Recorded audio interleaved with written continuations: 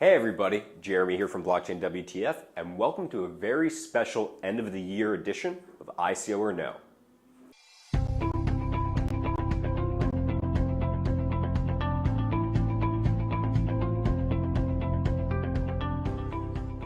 Crypto history will probably remember 2017 as the year of the ICO. The fundraising method absolutely exploded onto the crypto scene, giving us some great projects and an awesome little series called ICO or No. 2017 saw nearly $5 billion raised by way of ICOs. It started with a few very successful token sales, others caught on, saw the potential as a way to raise funds, and by November and December, we were averaging 4 or 5 ICOs a day. However, earlier in the year, we saw ICOs end in a matter of minutes, while it took ICOs more and more time to hit their caps as the year went on, if they hit their caps at all.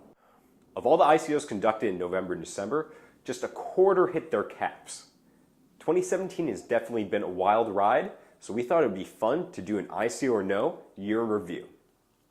As expected, we hit on some points that would ultimately prove to be true. However, there were some that we took a swing and a miss on. Instead of leaving you with a bunch of cliffhangers, I thought it'd be a good idea to give you an update on some of the projects we covered. One thing that I noticed early on when writing for the series, there's a lot of money being thrown at conceptual ideas. Most ICOs use their forms to develop a platform, but there were a few who had an existing platform that were looking to incorporate a token into that ecosystem. The perfect example of this was Unikrn in Unikrn Gold. They had a functional platform already operating, but looked to turn their credit system into a cryptocurrency and create an additional cryptocurrency beyond that. The Mark Cuban-backed ICO for Unikrn Gold raised $15 million in their token presale and $31 million in the actual ICO. But the good news didn't stop at that for Unikrn. No, they received a gambling license issued by Malta, a needed step towards recognition and legitimacy. One thing about the project I expressed concern about was the legal landscape around the esports betting industry. However, Unikrn is doing a good job of navigating that murky landscape. They announced a partnership with the MGM Grand, so their future looks bright. Who knows, there might even be an esports event on the horizon at the famous Vegas hotel. One ICO that we expressed warning about was Tezos, mainly because of the people around the project. No one really heeded that warning evidently as they proceeded to make $232 million in their ICO. The kicker though, they might have to give the funds back.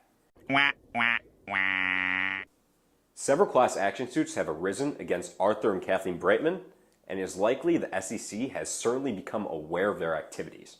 Several ICOs have conducted their activities with the SEC in mind, as the rules have really yet to be laid out.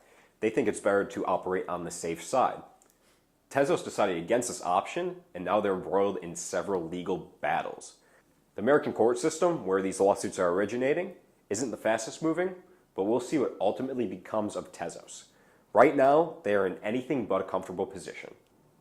We thought that Kik's Kin token sale would dictate how existing large applications handled their approach towards ICOs, and unfortunately, it left a lot to be desired. One of the issues we talked about when covering the Kin token sale was that there weren't a lot of tokens being released for their ICO, I think just 10 to 12%.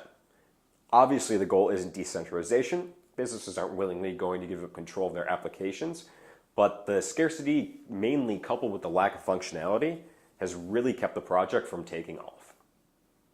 We were wary of EOS pulling a switcheroo on the function of their token, but those fears have yet to be founded. What we took as loopholes in their white paper looks like EOS might have just been doing their due diligence to make sure they were covered should anything go wrong.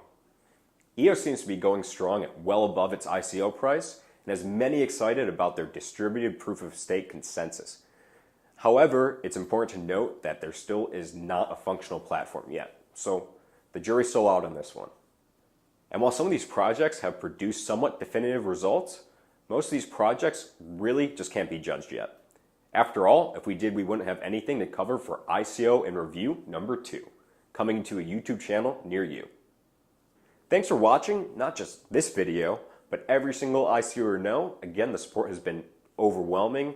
Thank you guys so much. If you enjoyed the video, please be sure to like and also subscribe so you don't miss out on any future ICOs or No's or any great content that we put out. Leave any questions, comments you have in the comment section down below. And also be sure to check out blockchain.wtf for all your blockchain information needs. This has been Jeremy with Blockchain WTF. I'll see you next time.